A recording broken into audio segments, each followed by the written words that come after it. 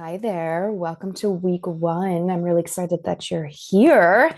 This week, we're going to be talking about our vision. And I love this because having vision is so important because we can't go where we can't see. So, having that clear vision is so important. And I don't just mean like this vision board with these perfectly curated quotes and inspirational photos. I mean, your actual neural blueprint and having a clear embodied picture of where you're going and who you're becoming.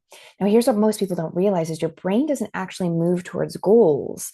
It moves towards familiarity where it feels safe. So if your mind is constantly playing those old stories like, I'll never get there, it's too late, that's not for people like me, that's the map it's going to follow. And that's the reality that you're going to continue to invite. But your vision actually interrupts that programming. It gives your brain new direction, it gives it a new familiar. Now, neuroscience shows us that when you visualize your desired future, your brain lights up the same way as if it's already happening. Okay, let me say it again. So, when you visualize your future and your desired reality, your brain lights up the exact same way as if it's already happening. So you're literally training your subconscious to believe that this version of you exists and that it's safe. And when that belief changes, your behavior follows and it doesn't feel like such a like force and push and pull constantly. But we're not just mentally rehearsing these things. This is about alignment and frequency and energy. This is about how long can you hold on to those new frequencies and those new energies of who you need to be. How long can you embody those before fear and self-doubt creep in? And your vision is so important because when that fear, when that self-doubt, when those distractions come into your reality, and I know you know what I'm talking about because they always do. You have a vision that is anchoring you and reminding you why you started, why you're doing it, and where you're headed. Keeps you on track. So today we're not just building a vision, we're building a neuro roadmap for your future because you can't become what you can't see. So let's start teaching your brain what is actually possible. Okay. So I'm going to share my screen. I get a little weird about technology and screen sharing. I'm like a closeted 98-year-old person. Hey, look at that. Look at us. We're really doing it. Let's start real quick and talk about kind of what you can expect after this week. At the end of the week, you're gonna be able to say, hey, I have a clear understanding of why I should have a vision. You're gonna have an awareness of how your thoughts and your emotions create your reality, the secret ingredient to creating your desired reality. You're gonna understand your RAS and how it attracts what you want, and an understanding of which limiting beliefs are kind of popping into your reality and sabotaging you from getting where you're wanting to go. So let's talk a little bit about this little dude, this little infographic here. But it's important to note that 95% of who we are by age 35 is exactly what's on the screen. We have the same thoughts, make the same choices, which lead to the same behaviors, and we have the same emotions. And guess what? We're creating the same reality. But by 35, 95% of who we are is just a memorized set of behaviors, emotions, subconscious habits, and program beliefs that just really function like a programming. And most of those beliefs are sabotaging the life we actually want to be living. So 95% of who we are is automatic.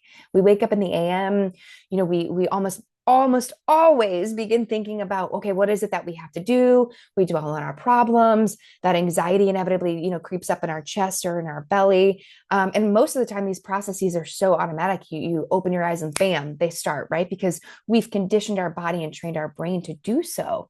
And our brain is wired for comfort and just acts as this automatic program most of the time.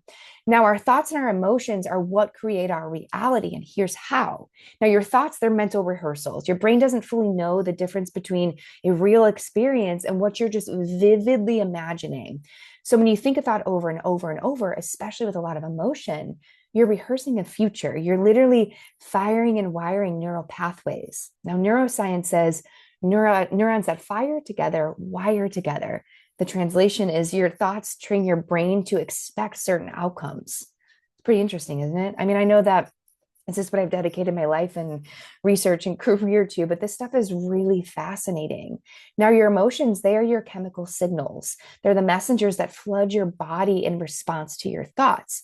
If you think empowering, expansive thoughts, you feel safe, you feel confident, motivated. But if you think disempowering ones, you're going to feel anxious, you're going to feel hopeless, frozen. Your feelings are what amplify that manifestation. They're the fuel behind that thought. If you don't have an emotional charge, it's going to be a weak signal, and you're most likely going to broadcast out into the universe that weak signal, which means, guess what? You're not going to really get what you want, or it's going to take a hell of a lot longer. Or if you have strong emotion attached to it, that's going to be turned up to that signal is going to be up to an 11. Now, it's important to know that good and bad feelings are those emotional charges. So if you're feeling something and you're thinking it over and over and over again, and you're constantly feeling anxious about it, guess what? That's the reality you're going to keep having, because that is the same emotional charge that you're and signal that you're putting out into the world. Now, your body is your subconscious through the nervous system. It doesn't speak the language that we are used to. It speaks sensation and repetition. So if you're constantly thinking, I'm not enough, your body gets used to that stress response, and that becomes your energetic baseline. So you unconsciously attract and seek out situations, people, and experiences that match that frequency. Yes, even the toxic ex and the underpaying job, for sure. Your attention truly is your creative power. And when you focus on that fear, you're going to amplify fear. But when you focus on possibility, you amplify possibility. You're not just a passive receiver in this life. You are an active co-creator with the universe. But how do we step out of that predictable past and into the reality that we actually wish to experience? Through our vision. Through our vision. So when you have that clear vision and you begin to change your thoughts and you make different choices and your behaviors are different and you're having different emotions, guess what? Your desired reality is going to come in a lot sooner. When we see ourselves living the life that we want and we reprogram our subconscious to believe in our ability to achieve that life, we begin to change our thoughts, choices, behaviors, and emotions to achieve that desired state. And a lot of it becomes automatic and doesn't feel like this constant push and pull. Now, when this happens, we begin to rewire our belief systems, and the new realities begin to present themselves. And what was once impossible has now become our desired reality, and it's automatic, which is so awesome. But as we move through making these changes, those different limiting beliefs and those narratives are going to want to pop in to try to derail us. This is why the process isn't linear. You'll think you've worked through something, and then guess what? It shows up again. But this is good. This is actually your nervous system releasing aspects of that experience, of that old version of you, and providing you the space to look at what triggered you with a new set of tools and experiences to shed this layer that is asking you to be released. It's good things when things come back around. Now, I want you to take a second and imagine this. You're on a road trip, you have the address of your destination, but no map. What's the likelihood you're going to arrive? Right? No brainer. You're probably not going to arrive. Same goes with your desired life. Without vision, you're setting yourself up for failure. Oof. Oof. Let me take a drink real quick. You like this giant mason jar? We're going to actually begin working now on an activity. You can pause. Once I go through it, you can pause and do it now, or you can wait till the end of the lesson, whatever you want to do, whatever feels most comfortable. But it's called your 111 list. Okay. So I want you, whether you do it now or after this, make sure you have like a journal or a piece of paper. And just be ready to go. Get yourself in like a really cozy situation. I don't know why my mind just blanked there. Get yourself in a really cozy situation, because this is a really fun ongoing exercise. Okay. So what I want you to do is for the next year, whatever, if you want to say for the next month, whatever time frame, you don't even have to limit yourself, honestly. It's totally up to you and what you want to do. But I want you to write down as many things, 111 things, experiences, feelings, transformations, desires you want to happen in the next year or in your lifetime or in the next week, or no timeline, just something you want to happen. Who do you want to be? What do you want to do? What do you want to have? How do you want to feel? So I want you to start going through and writing all of these things down, and don't limit yourself. Absolutely do not limit yourself. The sky is the limit. Write down whatever you're thinking and feeling. But before you get into that, I want you to understand the science behind it and understand, well, why does this work? We're going to talk about that.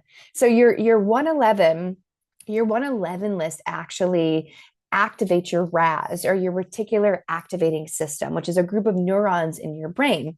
Your RAS is part of your brain that works like a filter, okay? It's in charge of what you notice and what you pay attention to. So it helps you wake up, stay alert, decide which things are important enough to focus on, kind of like your brain's bouncer, only letting in the stuff that matters. Now, when you've experienced trauma, like most of us have, and just let's be honest, the day to day is traumatic. So whether you experience big trauma or just the day to day stuff, your brain starts to see the world through a survival lens. So even if you're safe now, your RAS is still scanning for danger or rejection or disappointment because it's been trained to do that. It's like, yes, she ignored your text for 2 hours. Clearly, abandonment is imminent, right, or there, that your boss said, hey, I need to talk to you, can you see me at the end of the day? And you start thinking, great, I'm fired, right? Limiting beliefs do the same thing. If you believe I'm not good enough or nothing ever works out for me, your RAS will highlight every situation that is going to prove that that belief is right. You have a missed opportunity, your RAS is like, see, I told you. You received a compliment, RAS filters it out like, meh, they didn't really mean it. The bottom line is your RAS is loyal AF to your beliefs, even the shitty ones. It doesn't care if those beliefs are helping or hurting you. It just filters your reality to match what's already stored in your subconscious. But the good news is you can rewrite it. You can train your RAS to look for evidence of your growth, of your strength, of your joy, of your worth.